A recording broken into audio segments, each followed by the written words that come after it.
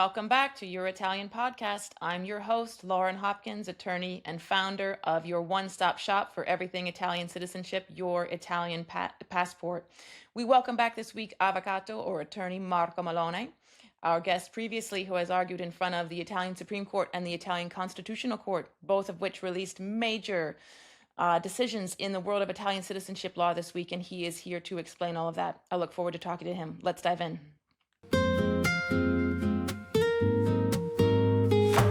Marco, welcome back to Your Italian Podcast. We're so glad to have you here. Thank you so much for joining us. Ciao, Lauren. How are you? Great pleasure to be back here with you at Your Italian Podcast. What a week it has been in the world of Italian citizenship. Lots to talk about today. What a whirlwind, huh? It has been a great week, very important, I would say crucial week for all the descendants of Italian immigrants, because we have had two crucial rulings from the two highest Italian courts, and therefore a week full of surprises in this field. Yeah, well, let's dive into that. I wanted to start first with the ruling from the the Italian Constitutional Court. Given that happened first and, I think is the right place to start. So back on June 23rd, we finally got the order we've been waiting for from that court. And stop me if anything I say is incorrect, but essentially the court found not compelling the challenges to the current law as violations of the Italian Constitution. Is that correct? Yes, actually, it happened that the Italian Constitutional Court decided to make this referral to the European Court of Justice because actually had some doubts on the fact that the new law, the new Italian citizenship law, is consistent with the European Union law. And as you may know, on the 9th of June 2026, at the hearing before the Italian Constitutional Court, I put this sort of possible solution on the menu of the solutions of the Italian Constitutional Court, because the Tajani decree is not only against the Italian Constitution, but also against the European Union law. And if an Italian law is against the European Union law, is also against the Italian constitutional law. So, of course, the Italian constitutional law, the Italian constitution shall refer to the European Court of Justice if it has some doubts on the fact that an internal law may be in contrast with the European Union laws. So I put this solution on the table, and the judges actually decided to catch this solution, especially because one of my clients of the specific case could even demonstrate from a concrete point of view that his situation was somehow jeopardized by the fact that he was not able to obtain the recognition of the Italian/European citizenship, because he received a job offer from one of the European countries, and also offering a lot of money, and he was not able to join and to accept this proposal because he wasn't any European citizen yet. So maybe also this circumstance made that the Italian judges of the Italian Constitutional Court was somehow influenced or somehow decided to make this preliminary check before taking the final decision. And this referral to the European Court of Justice that the Constitutional Court made represents a bit of a change in their position from March, correct? I would say a 180 degrees change turn, because on the judgment issued on the 30th of April 2026, so just 2 months before, they said that there was no reason for which they had to make this referral to the European Court of Justice.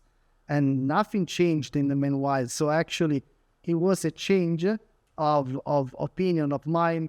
And I mean, this is good because, I mean, when you see that something was wrong actually in your decision, I mean, and you change your mind, this is something good. Not everybody changes their opinion if they find something wrong on what they did before, especially if we talk about very high courts. So I take it as a good signal that actually a deeper analysis of the matter was absolutely needed. And what do you think inspired them to change so dramatically from April to July? Just deeper reflection on the legal issues? Well, I mean, we know that the decision of the 30th of April was full of possible critical points. That decision received a lot of critics, and myself, I attacked in a very frontal way in the hearing of the 9th of June that decision. And I mean, maybe the judges of the Italian Constitutional Court say, look, at least let's make this check before taking a final decision. And a check made by another court, another non-national court, I mean, the European Court of Justice. I mean, Lauren, we will never know, actually, what happened in that so-called Camera di Consiglio, which means the room when the 15 judges of the Italian Constitutional Court take the decision. But we just have to somehow celebrate this outcome because, of course, if the Italian Constitutional Court had confirmed their previous decision, then at least, as for the moment, it would have meant the final word on the fact that the Tajani decree was valid under /Italian and European law. Now, Yes. with this decision, the There game is open again. Yeah, there is certainly hope brought on by this referral to European Court of Justice. Talking about the European Court of Justice, first of all, will you be arguing the case before them? I mean, as far as I know, my clients told me that they will be very happy if I will argue before the European Court of Justice. So the answer is yes. It would be a great pleasure, of course, for me, a big honor for me to represent not only them, but in an indirect way, a lot of people, all the descendants actually involved and affected by the new rules. And the process, I mean, the decision of the European Court of Justice is expected to be issued at least after 1 year or 1 year and a half, starting from today. But this depends on the procedure that the European Court of Justice decides to follow, because there are different procedures before the European Court of Justice depending on the urgency and on the importance of the matter. The ordinary proceedings takes around 1 year and a half, almost 2 years. The accelerated procedure takes even less than 1 year, and then there is the urgent procedure, which takes a couple of months. Myself, I'm considering to file a petition with the European Court of Justice asking if it is possible to adopt at least an accelerated procedure, taking into account that there is a huge number of people who have been already affected by the new rules, who are now without the Italian citizenship, without the European citizenship, or with pending processes before the Italian courts or the Italian administrative authorities. So this is quite a big issue, both from the quantitative of the number of people and also for the nature of the right involved. So let's see what happens. To the best of your knowledge, does the jurisprudence from the ECJ suggest that a matter like this, related to citizenship and involving so many people, is one that they are likely to accept a request for accelerated procedure? I mean, it depends on the fact that the Italian case is very peculiar, Lauren. The European Court of Justice already dealt with citizenship of other citizenship laws of other member states. But here we are talking about hundreds of thousands or millions and millions of people affected by this right. So, I mean, we are talking about a very peculiar case. Moreover, it's the first time actually in which the European Court of Justice is going to analyze the rules about the attribution of the national citizenship, because until today, all the cases before the European Court of Justice referred about cases in which a national state provided for a cause of loss or a non-acquisition, non-naturalization of a nationality of a member state. So this is a quite new case for the European Court of Justice, but according to my opinion, we have absolutely the chance that the European Court of Justice may adopt and apply the same principles that they already applied in the previous cases, and therefore declare the Tajani decree against the European Union law. And just enlighten me a bit, because I'm not an expert on European Court of Justice jurisprudence. What range of intervention is this court permitted to have? Can they look at the content of the law itself and pick out pieces that they consider to be contrary to European Union law, or do they have to look at the procedure in which a new law was introduced? There's no limit to what they can look at in terms of Italy's current citizenship law? Okay, Lauren, a very good question. Of course, the European Union law hasn't the power somehow to interfere directly with the choices of the member states about their internal rules on citizenship. This is the international principle that each state has its sovereignty to establish the rules, internal rules on the attribution and loss of internal citizenship. Having said that, the Italian or other member states' nationalities mean also European citizenship. In other words, an Italian citizen is also part of the European Union and therefore has the chance to exercise the rights conferred by the European Union just to European citizens. For instance, a free circulation in the territory of the European Union, right to work, to reside, and a number of rights which are just for European citizens. That is to say, just for the citizens of one of the member states.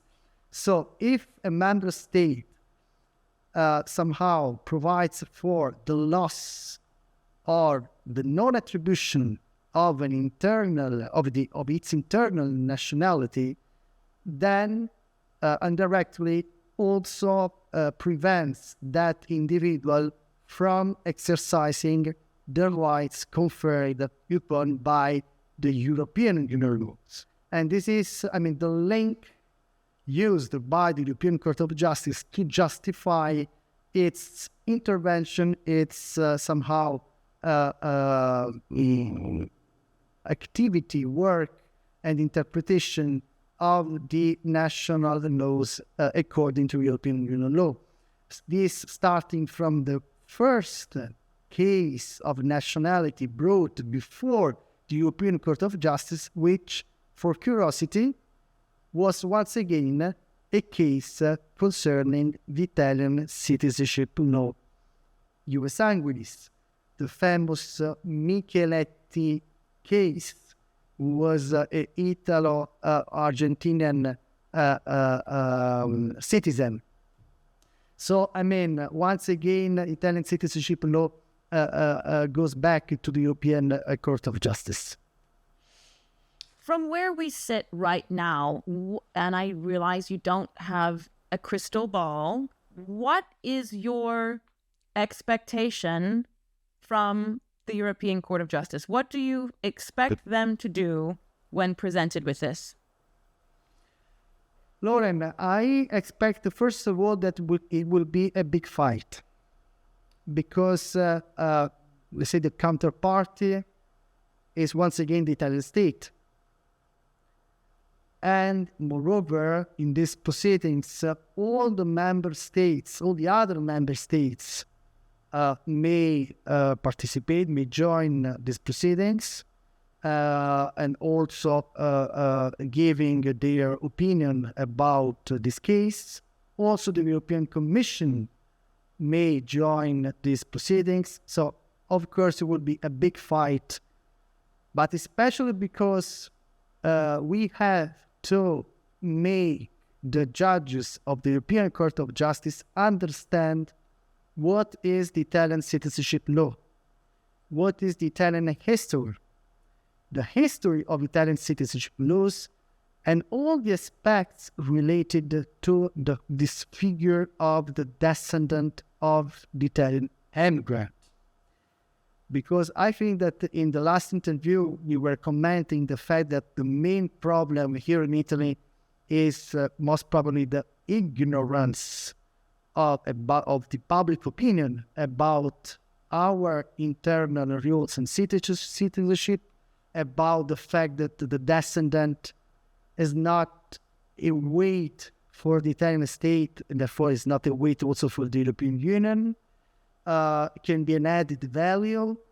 The descendant, of an Italian immigrants, for instance, in the United States, but also in other countries, is not ready tomorrow morning to move to Italy or to Europe. So no danger of huge immigration to European territory.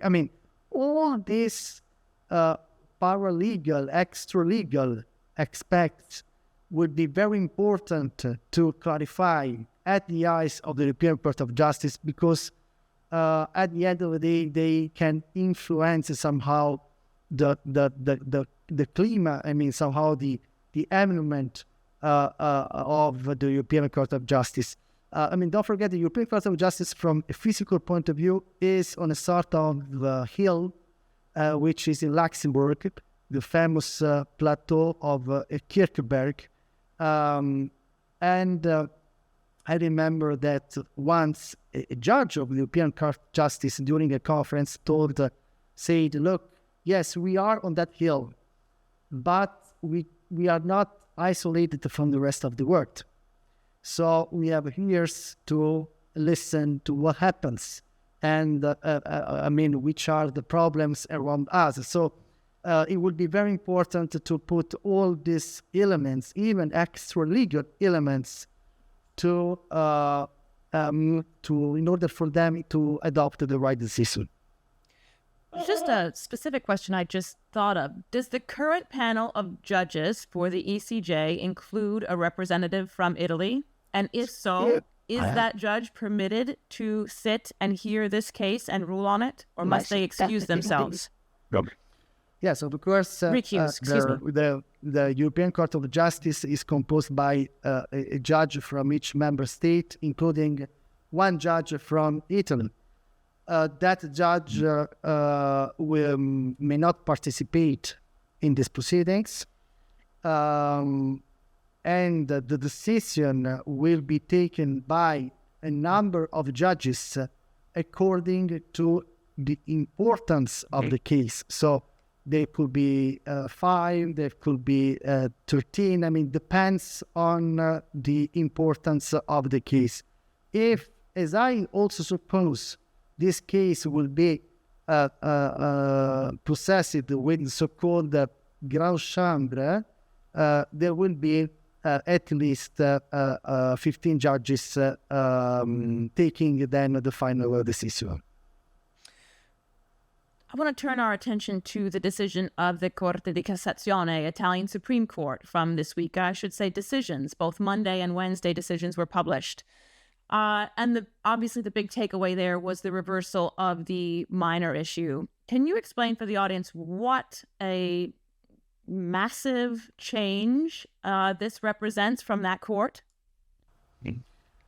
Well, a few days after the decision of the Italian Constitutional Court, also the United Sections of the Italian Supreme Court of the Corte di Cassazione issued officially 3 decisions,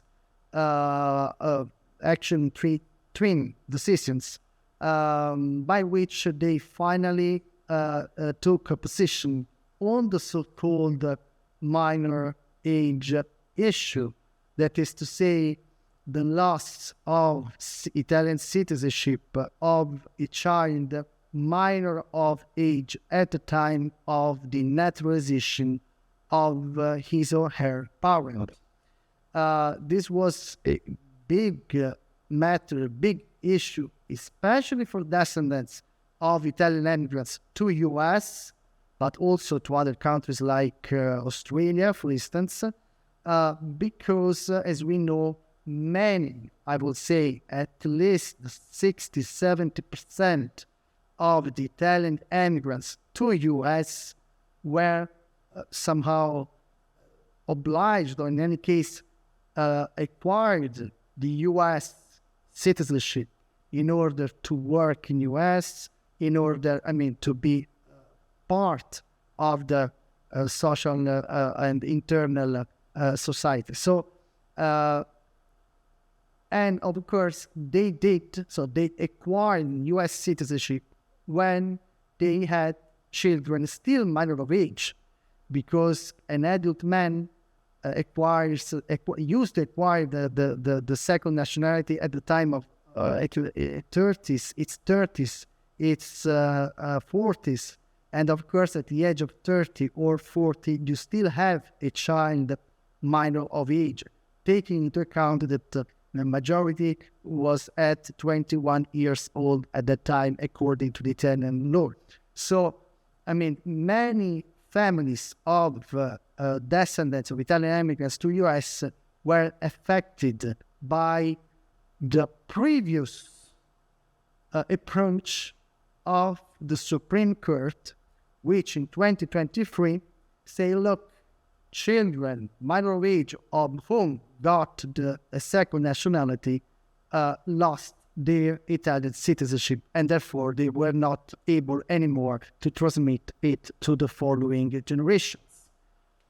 Now, after 3 years of battles before the Italian courts, finally the United Sections of the Supreme Court in Italy changed its approach, and once again it's a 180 degree turn, and established the principle that those children considered at the time of their birth nationals of the country of immigration of the father or of the mother, they did not lose their Italian citizenship as a consequence of the naturalization of their father or of their mother.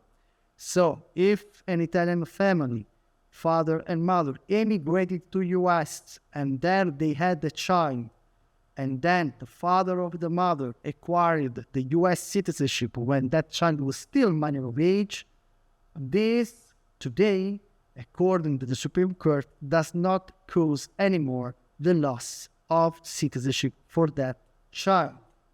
And therefore, the descendants of that child may today invoke claim for their Italian citizenship before an Italian court, because the ruling of the Supreme Court in Italy is not a law, as not the power of a law approved by the Parliament. Therefore, the Italian administration, the Italian consulates, for instance, are not obliged to follow this new approach. Italian judges, 99%, yes, this ruling is binding for them. This is the reason why I say, look, these descendants are now, they can claim their Italian citizenship, but before an Italian court, not necessarily before the consulates. I want to come back in just a moment to the practical application of the new minor issue ruling. But first, I have a question that boggles my mind. Assuming that the justices in the Corte di Cassazione who ruled in 2023 on the minor issue are many of the same that ruled in 2026 on the minor issue, what explains this change of approach so soon in time? Or another way of asking it, how did they not see the distinction to be made between immigrants to countries where jus soli citizenship was applied versus those where it is not applied? How did they not think to make this distinction 3 years ago when they, frankly, in my opinion, created the minor issue problem? Lauren, I mean, wrong interpretations always happen. I also must add that, I mean, this new approach, this new interpretation was not somehow made up by the Supreme Court. We have had before the Supreme Court decision some decisions from the Court of Appeal of Rome and from the Court of Rome First Instance saying that. But of course, it was a big surprise in 2023 when the Supreme Court came out with that interpretation, of course. But there is the work of the lawyers. I mean, the lawyers, we must fight. We must go ahead, try with new cases to judges change their opinions. As I told you before, it was not easy at all, because for 3 consecutive times the Supreme Court said, look, those descendants are not entitled anymore to Italian citizenship. Then I was able in 2024 to obtain an interim decision by the Supreme Court. Say, look, let's stop it. Let's reflect better on this matter. Let's make a public hearing, what happened in 2025. And then before the public hearing, the first section of the Supreme Court said, look, this is so important. Actually, there is something wrong with that. Let's send this matter to the United Sections of the Supreme Court. And now, finally, we had the final decision. But 3 years of battles, starting from zero, starting from a really almost a mission impossible. Well, thank you, Marco, for your continued efforts on our behalf on this minor issue front. You hit upon something a moment ago, that the decisions even of the United Sections of Italy's Supreme Court do not automatically apply in the administrative process. Do you expect Minister Tajani to adopt this decision of 2026 on the minor issue and have it apply at his consulates and embassies? I mean, frankly speaking, I do not know. I can just tell you that, they are free to follow or not the Supreme Court approach. They did it in 2022 with the last United Section decisions on citizenship, with the so-called Brazilian great naturalization case, Grande Naturalização do Brasil. But for instance, they didn't, and they never did, with the so-called 1948 cases, as Supreme Court decision of 2009. So it's under their discretion. Now, taking into account the political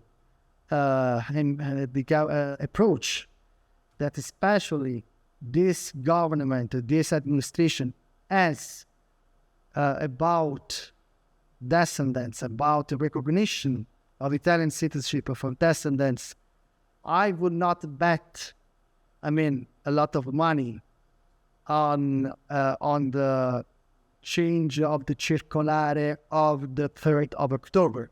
But I would be very, very glad if the Ministry for Internal Affairs somehow demonstrates me that I'm wrong. On another point, so I think it's important to emphasize this for the audience. The decision of Corte di Cassazione of this week and the reversal of the minor issue means that those who applied at the consulates and had their applications rejected because of a minor issue violation can now expect to succeed if they take the same case before the courts in Italy? Yes, there is there are reasonable chances that now those cases will be accepted by the courts because, as I told you before, a president of the Supreme Court, the United Sections of the Supreme Court, is an almost binding decision for all the national judges. Very, very rarely a lower court does not follow the principle expressed by the United Section of the Supreme Court. I have other pending cases, many other pending cases before also the Supreme Court, Court of Appeals, and Court of First Instance. And of course, I expect that absolutely that all those decisions, all these cases will be then have a positive result. I'm not worried for that, actually. I'm pretty sure that, there will be a positive decision. And I'm very happy because, I know the clients, the families, and I know the pain, the frustration of many families which were affected by the so-called minor issue. And therefore, now I'm very happy that they can have a clear path now to the Italian nationality. I noted in the decisions of Corte di Cassazione this week that they made it a point to say that in all three cases, the initial filing in the lower court had been done before the introduction of the Tajani decree. And that for people with the minor issue present in their, I should say this a different way, that this does not, the minor issue reversal does not automatically get applicants for recognition of citizenship around the Tajani decree and subsequent law 74/2025. It remains in place. That this minor issue decision really benefits those who filed in court or consulate before March 28th of 2025. Am I correct in that understanding? Yes, of course, we have to combine the so-called minor issue with the bigger issue, which is the issue of the Tajani decree. Because, of course, a descendant of third or more generation who was not able or who did not apply before 28th of March 2025, today has the so-called minor issue solved. But the so-called Tajani decree issue is not solved yet. So they still have to face and solve this other problem. Of course, I'm confident that also for those people, one day they can see the light at the end of the tunnel,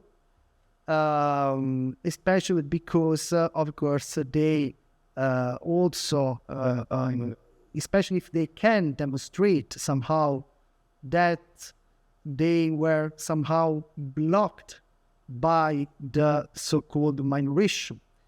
Why? Because, of course, there are also people who had the minor issue, but they never applied with the consulate, because after the circolare of the 3rd of October 2024, of course, they had no interest or reason to file an application with the consulate, because they knew that the consulate would have answered no. So it's like the 1948 case. You don't make the application with the consulate because you know that the consulate will tell you no. So for people having the so-called minor issue, starting from the 3rd of October 2024, they may use this justification, this card, to say, look, this is the reason why I didn't file any application before March 2025, because it was meaningless for me to file an application and to make the consulate work on a request that the consulate itself said, look, no chances. So I will use also this card for those ones who officially never applied for Italian citizenship before March, but they had the minor issue. Staying on the Corte di Cassazione order for just a moment, correct me if I have misunderstood something, but at the April 14th hearing where the minor issue was discussed, was there also the request by yourself and other attorneys for the court to consider the legality of the retroactive application of the Tajani decree and its subsequent law? Meaning, can it apply to those who were already holding latent Italian citizenship as of 28 March 2025? Did you ask the court to consider that in that hearing? Yes, I asked. Because when you are before the United Section of the Supreme Court, you are before a court who is saying something whose effect go also beyond the specific case, because they have the power somehow to interpret in a sort of centralized way the Italian laws. Therefore, I thought that it was a good occasion for them also to say some words on this big matter about the retroactivity or the scope, the temporal and personal scope of these new rules. I said, look, of course, these cases were brought before the national courts before March 2025. But the new rules do not apply to my clients, to those cases, not because they started the proceedings before March 2025, but because they are Italian citizens at birth, and therefore no subsequent rules may affect something that is already in the past. This was my specific request, and I expected, to be honest, that the Supreme Court could be a little bit braver, not to go deeper in this matter. What they did was, look, from a formal point of view, these cases were commenced before March 2025. So for me, of course, the new rules do not apply because the Tajani decree so states. But in the body of the judgment, they retook the principles already established by the presidency, including the fact that the Italian citizenship by descent is a right conferred upon individuals by the law at the time of their birth, and it cannot be lost. It is not conditioned to any kind of deadline. So what I wanted they to say specifically about the Tajani decree, they said, we said incidenter tantum, I mean, in the body of the judgment, in a more indirect way. Then, of course, we are going to take this and we're going to use this in the pending cases, trying to persuade lower courts that somehow the Supreme Court, even if not in a direct way, but once again stress the attention that on the fact that this right is original, so is from the birth and cannot be lost because someone did not apply before a specific deadline. I certainly hope you are right. I also noticed in their decision, though, that they did reference the Constitutional Court's distinction between those who had not yet applied as of March 28th are considered never to have had Italian citizenship, which marks, in my mind, a departure from the way Cassazione, Supreme Court, has always looked at citizenship as being innate and inalienable. I have to admit, I was a little bit disappointed. Maybe I am wrong to feel that way, but I thought they would be more of our knight in shining armor stepping in to say, not so fast, Constitutional Court. But again, we live to fight another day. Well, Lauren, of course, I told you, they could have been, braver and take the chance to clarify this big aspect, which is now a trouble for many national judges. I also was surprised by the fact that they didn't mention the new decision of the Italian Constitutional Court, which was published the week before, by which the Italian Constitutional Court actually, for the first time, said that the Tajani decree is under review, is sub judice, is under review, because today Tajani decree is officially under review. So they applied, the Corte Cassazione, they applied a rule which is officially under review, sub judice, and this for the will of the Italian Constitutional Court. So, they could have the chance, to make something different. Maybe they wrote that decision before the new ruling of the Italian Constitutional Court, and it was published just after the decision of the Italian Constitutional Court. It may happen, okay? But, we will have other chances to bring this specific topic to the Supreme Court. We have, we lawyers, Italian lawyers, we have many cases already pending before the Court of Appeals concerning cases started after Tajani decree, and most probably at the beginning of 2027, these cases will arrive to once again to the Corte di Cassazione. So, they just postponed somehow the discussion, the debate. But before or after, they must take a decision on that matter. Coming back briefly to the ECJ referral by the Constitutional Court, do you expect most lower court judges to pause their own decisions, waiting for the ruling of the ECJ? Well, I expect that they will put those cases on hold, waiting for the ruling of the European Court of Justice.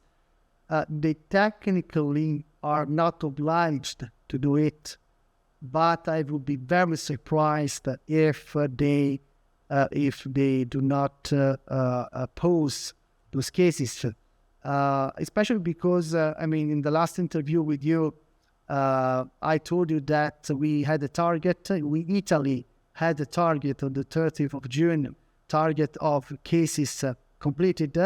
Now the target was apparently achieved. So, the Italian judges do not have anymore the need to make this rush. Okay, so I think they will have time now to pause, to reflect, and to wait for this decision before taking a specific decision on the citizenship request.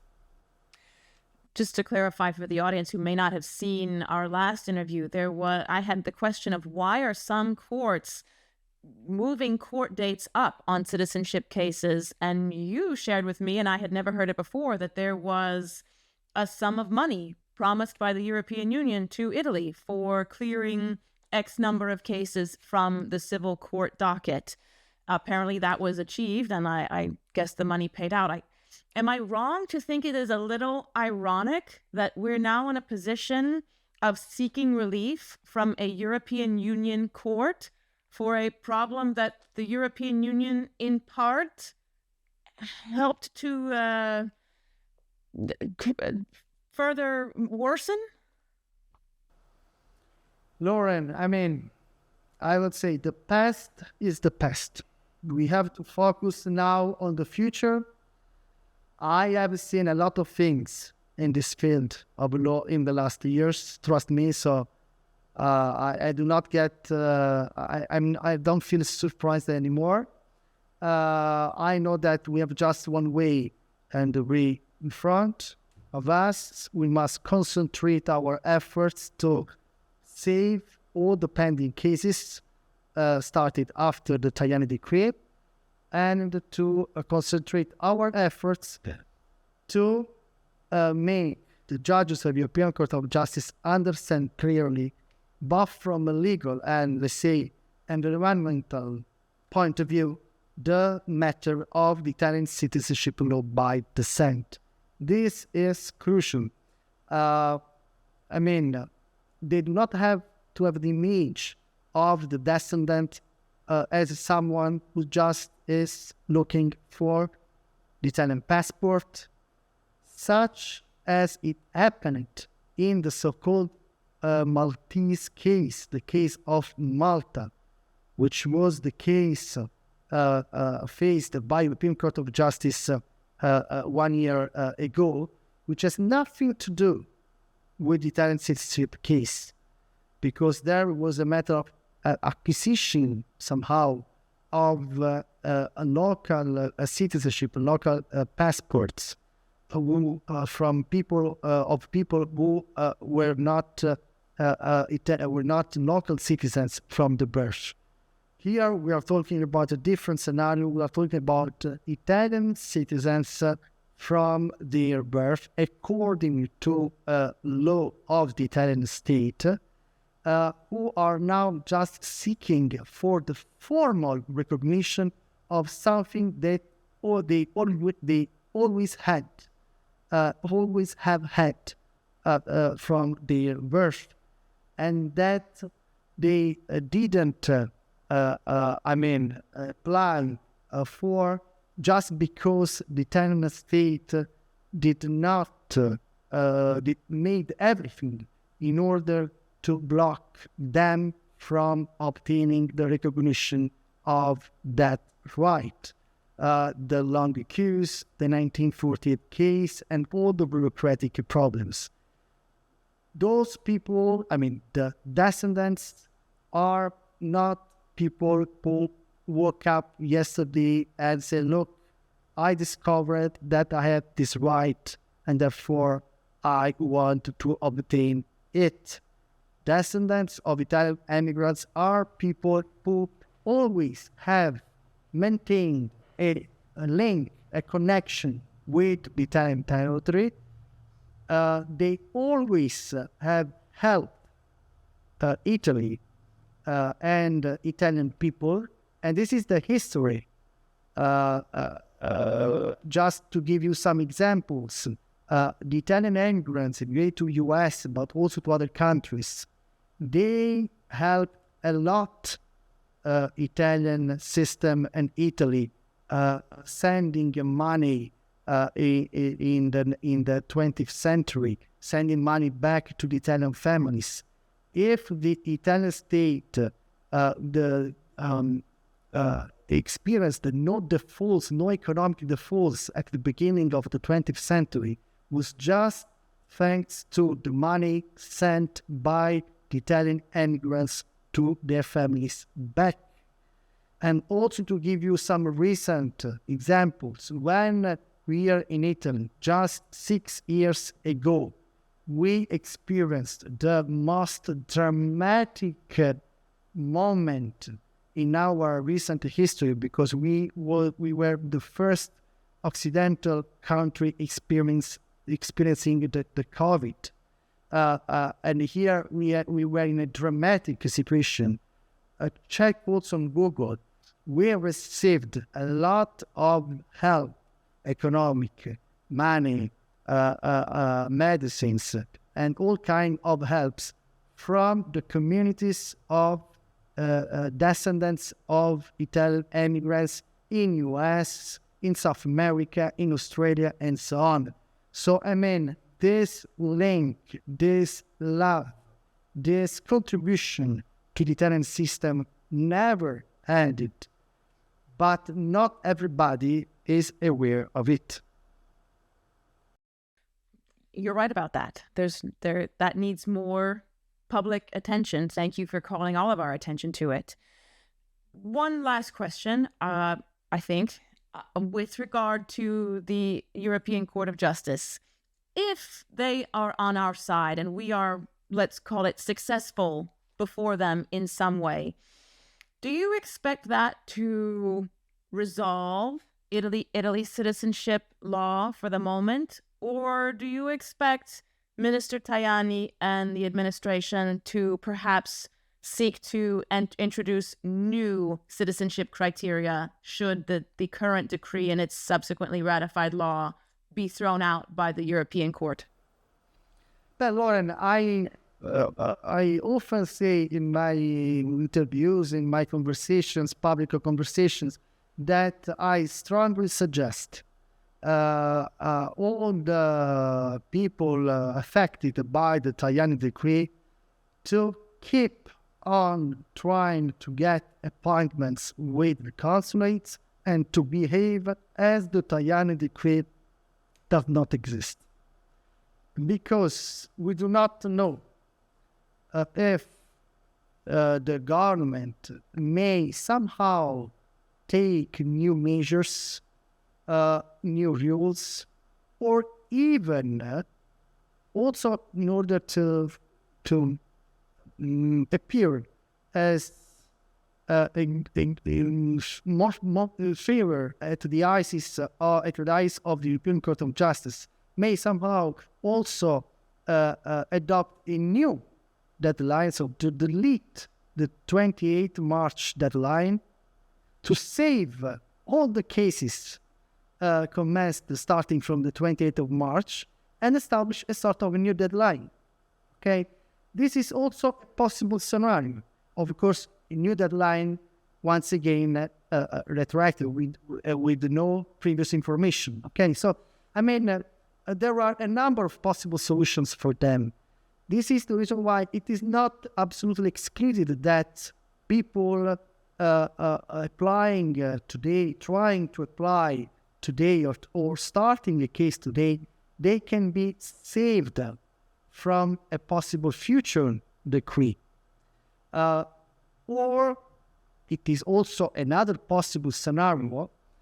The European Court of Justice has also the power when it declares a national law void, declare a national law against the European Union law, has also the power to say that the effects of that decision are not somehow retroactive, are just starting from the moment of the decision, saving just people, he started something or made an application or started the proceeding until the moment of the decision. Because the European Court of Justice may take into account the huge impact that a retroactive decision saying that the Tajani decree has never had any kind of effect may or provoke in the future. Because of course, the day after a decision of the European Court of Justice or positive decision for us, all the possible interested people may immediately start new applications, start new processes, and the government is afraid of that. So, there are many possible scenarios. This is the reason why I suggest today, in any case, to obtain evidences that the descendants are trying to obtain their Italian citizenship. Then we will see what happens in the future. Marco, grazie tanto. I really appreciate your time today. This has been fantastic. If I'm hearing you correctly, this has been a positive week for all of us, Italian diaspora everywhere, and those potentially seeking citizenship. And your message is, keep on. The fight goes on, and we should take from this week a victory, though there's much work to be done. I would say that we have much more hope after this week, because we received the first results of this battle we are making, and once again, I think that our power, our force is that many people keep on fighting, filing claims, filing application, and demonstrating that the strategy of the Italian government to disencourage people from seeking for the recognition of the Italian citizenship is not working. This is the best signal and message that the community may do. Personally, I feel much more confident. I know that we can play our cards before the European Court of Justice. The procedure also already started. We also have our case number. Of course, myself and but also all my colleagues, we will do our best, and we will keep fighting for a right cause, because the citizenship of descendants is definitely a right cause and a good reason to fight. Avvocato Marco Mellone, thank you so much. On behalf of Italian diaspora everywhere, citizens already recognized and those to be recognized one day in the future, we thank you for your representation of all of us, and we are with you in this fight. Io ringrazio tutti quanti voi. I make also the final part as usual in Italian. Io ringrazio tutti quanti voi, ringrazio ovviamente anche te, Lauren. Ancora una volta consiglio di mantenere fiducia, di andare avanti. Adesso ad agosto i tribunali saranno chiusi per le vacanze estive, ma a settembre si inizierà a lavorare e si inizierà a combattere per il diritto alla cittadinanza di tutti i discendenti. Grazie mille, Marco. Ci vediamo presto. Ciao, goodbye. Arrivederci. Marco, thank you so much. As always, we appreciate having you as a guest here at Your Italian Podcast. Your insight, your knowledge, your expertise are invaluable to the audience, and we thank you for that. We will keep you updated as the world of Italian citizenship law continues to develop and unfold. And should you need anything at all, check us out at youritalianpassport.com. See you soon.